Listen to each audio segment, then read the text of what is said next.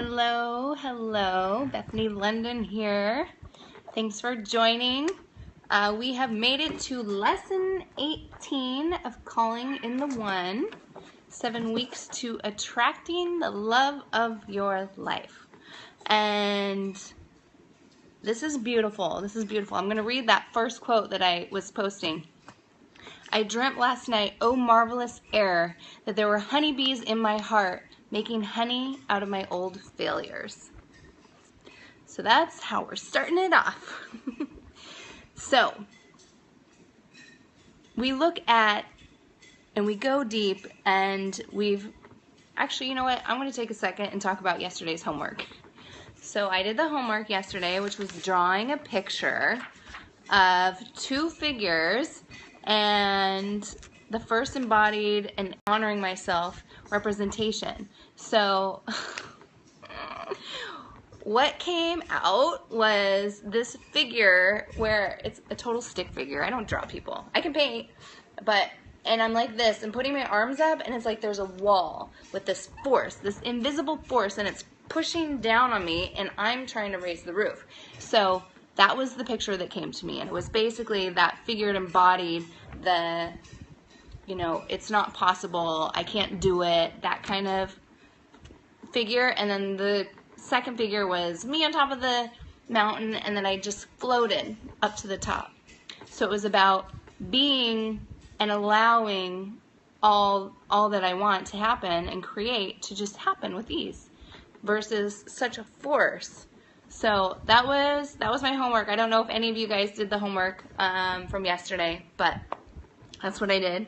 Okay, back to lesson 18, Healing the Hungry Heart. And thanks everyone for joining. And what she says, first off, is that falling in love, this is from Katherine Woodward Thomas, hi, is that falling in love is a regressive state. It brings us straight to the heart, out of our hunger, out of our need for meaning, for comfort, for satisfaction, for safety. So what's up is we're calling in our one. We're calling in our one. We're doing the work to get there. So we need to look at that when we are falling for somebody and falling for love and getting into, correct, yeah, yes, totally. No, love. But when you're in a relationship or creating a relationship with somebody, it's about knowing where we're coming from. Are we falling for someone because they are feeling a void? Are we falling for them because they're feeling something in our heart that isn't full, whole, and complete? So, neediness is a state of inner deprivation based upon unmet needs in early childhood. So, when we're needy, we're trying to get something. When we were children, right? We were trying to get something that we didn't have. That's when we're crying, we want something, and we can't create it on ourselves. So, now coming to this place of awareness, and that's really what all these chapters have been so far, is awareness and learning about ourselves and growing from that, shedding the layers, becoming whole. That's why we're doing the work. It's 7 weeks. This book is 7 weeks. And then the void is real even for satisfied. And oh, yes. I mean, I would say I'm fairly enlightened. I'm at some level of enlightenment. I love learning. I'm a growth-seeking being. And I'm always in that state of growth-seeking being. I'm looking at things and where can I grow. And so I was given this book and I love it. So here's a quote. Immature love says, I love you because I need you. And mature love says, I need you because I love you. Because I love you. The void is there. So that's what today is. This homework is all about, or this lesson is all about the void and where it's coming from. So it's about looking back to our childhood. And as I always say, the void is alignment. So as I always say, things happen before the age of 7. That's where you really want to dig and look back. And then come from there. Thank you. So she talks about this woman, Angela.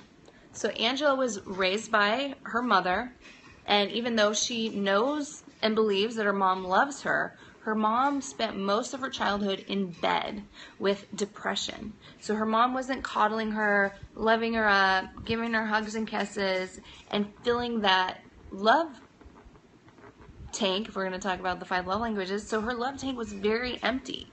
She knew that her mom loved her. However, her mom didn't know how because she was so depressed. And so as she got older and she got into relationships, it was very hard for her to feel and receive love, because she has this belief that even when she is being loved, it's not ever going to be as great as it could be. And she doesn't even know what that feels like. So for her, and then she meets a guy who also has issues, because if we're attracting our mirrors, catalyst consultant. Oh, me? I'm a catalyst consultant. I work with executives, I work with people, and it's all about bridging the gap between dreams and reality. So I do some coaching, business coaching, and life coaching. When I have time. I have a few people that I work with regularly. So it's all about being the catalyst to create action. So, back to Angela. So if we only attract our mirrors, we are also going to attract somebody that has some sort of issue from their childhood. Okay, good. So the message is good. Thank you. So once you recognize that, you can move forward in your life. But first, it's about recognizing it. Similar to AA, and you walk in, and the first step is acknowledging that you're an alcoholic. I am an alcoholic, or something like that. And from there, you can create action and steps to move forward. So what she says is, until we are healed, it doesn't matter how much someone loves us, the heart will soon be empty. So for Angela, because she doesn't know what to feel. Oh, good. Thank you. I appreciate that. That's why I'm doing this, because people seem to like it, and I'm learning. We can all learn together. We can all learn together. So for Angela, because she doesn't know how to feel and receive love, she's not open to it. She can be excited about it in the beginning, but as time goes, because she hasn't realized initially, what was going on in her childhood and how that was affecting her today, she isn't open to feeling and receiving love. So therefore, she's going to eventually go down the spiral again. So it's all about shifting this, right?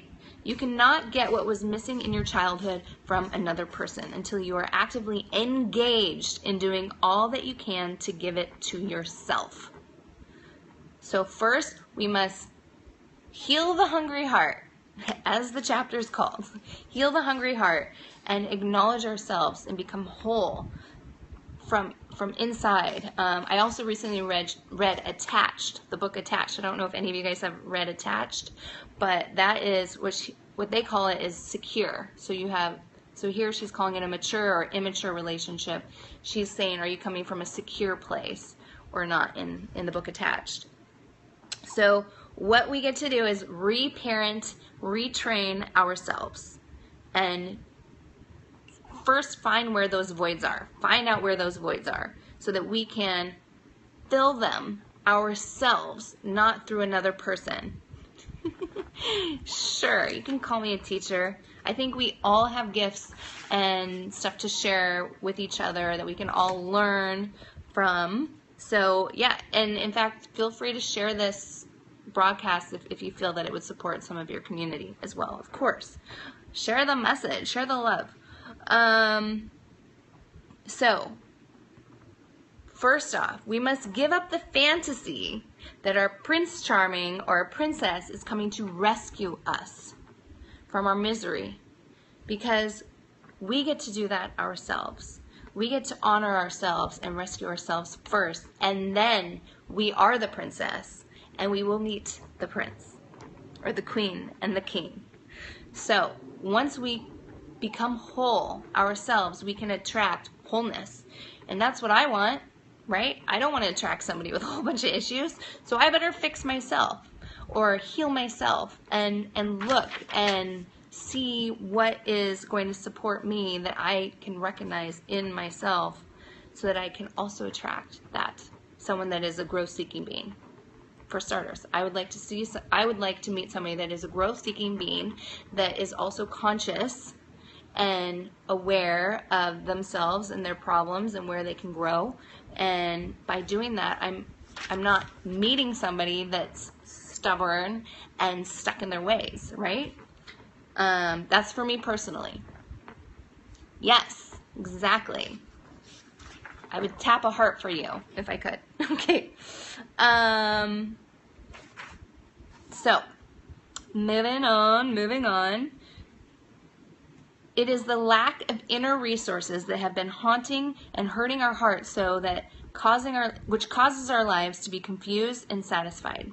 It's not really that no one is out there to provide these qualities for us as much as it is we ourselves have been in neglect of our own selves providing them. So we got to fill our love tanks up first. And the homework, oh goodness, is all about that, because we get to tackle what matters, and what matters is finding our own wholeness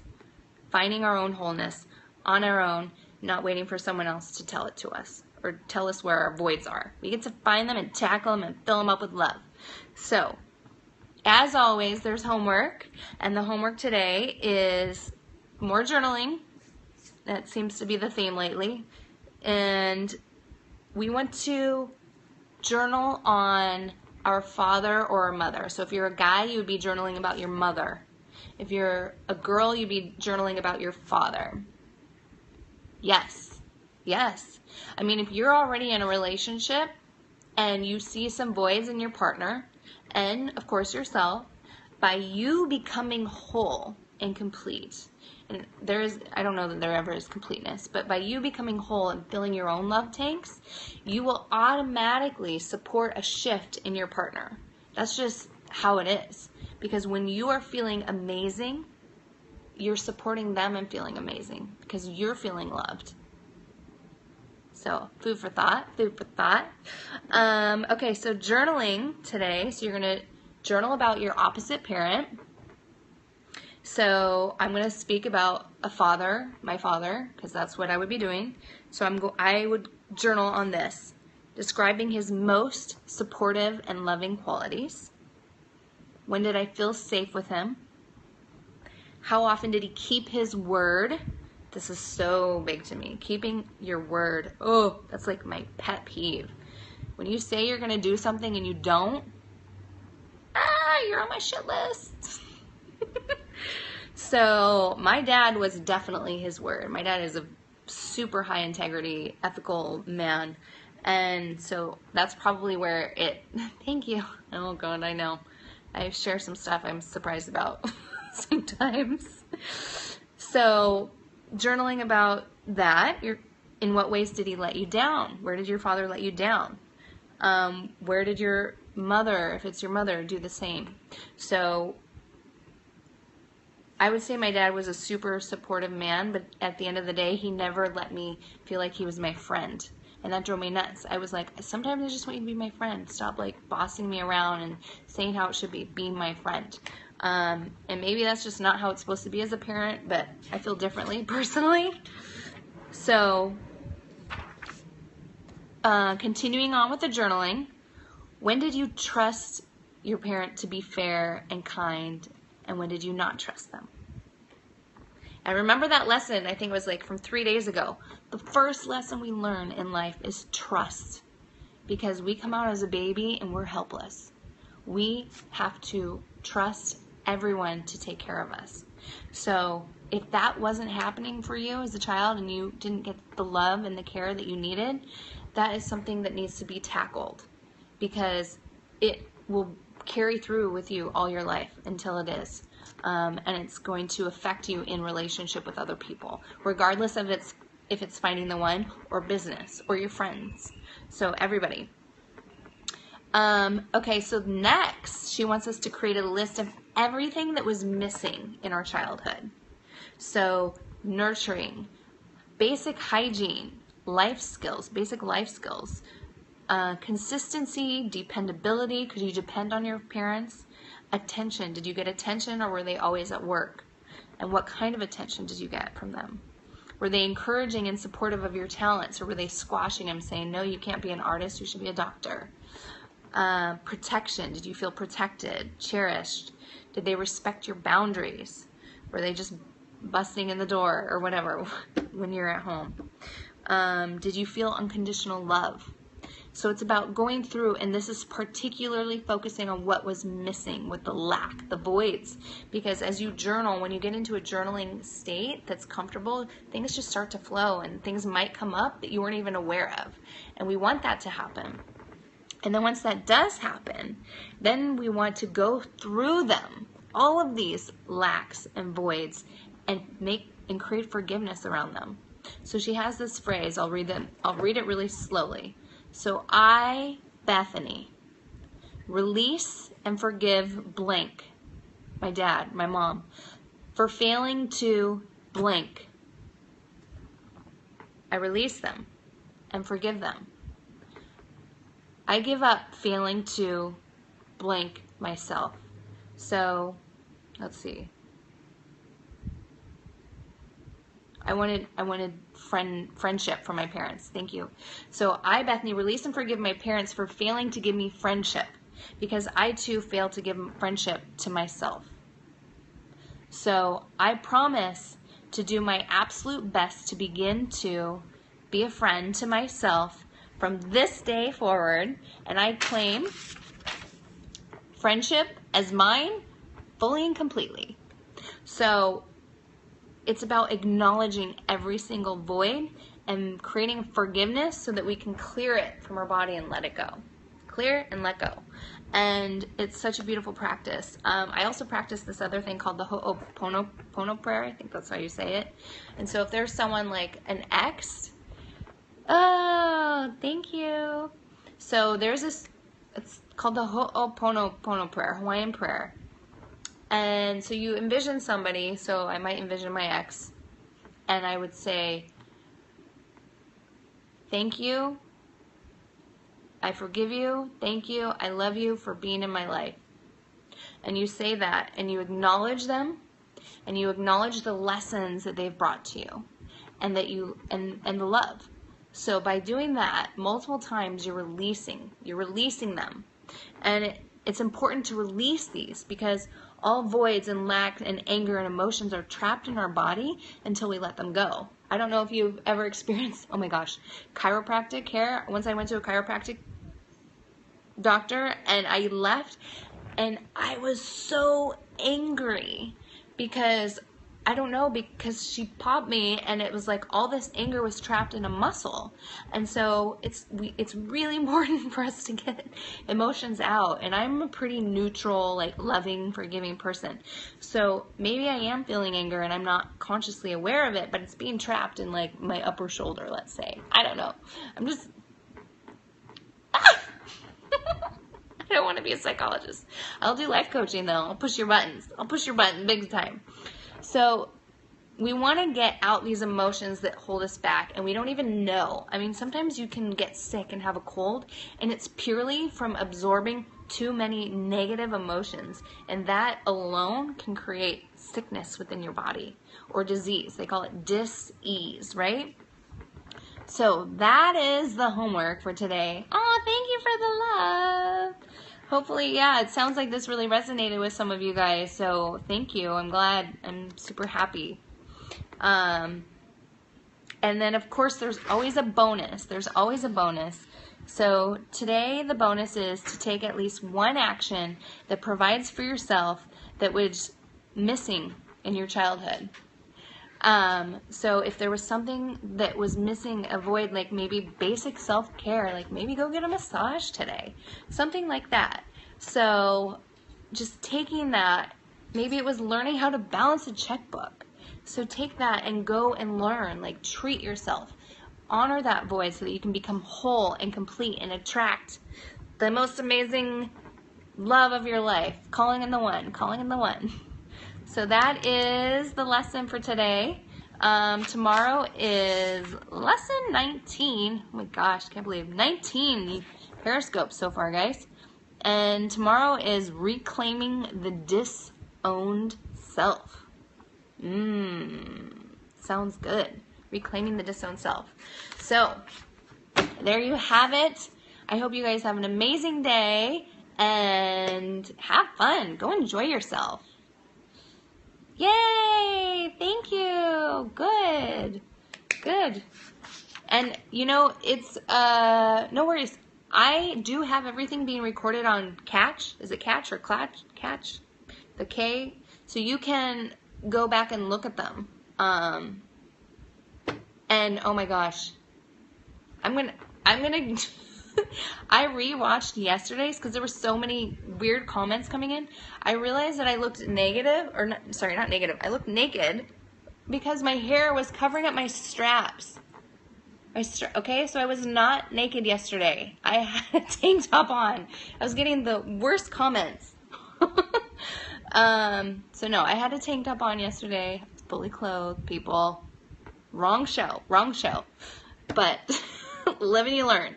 So now I have my hair on this side so you can see I'm wearing clothes. Right in the night, people. Anyways, have a beautiful day, and I will talk to you tomorrow. Spread the love. Bye.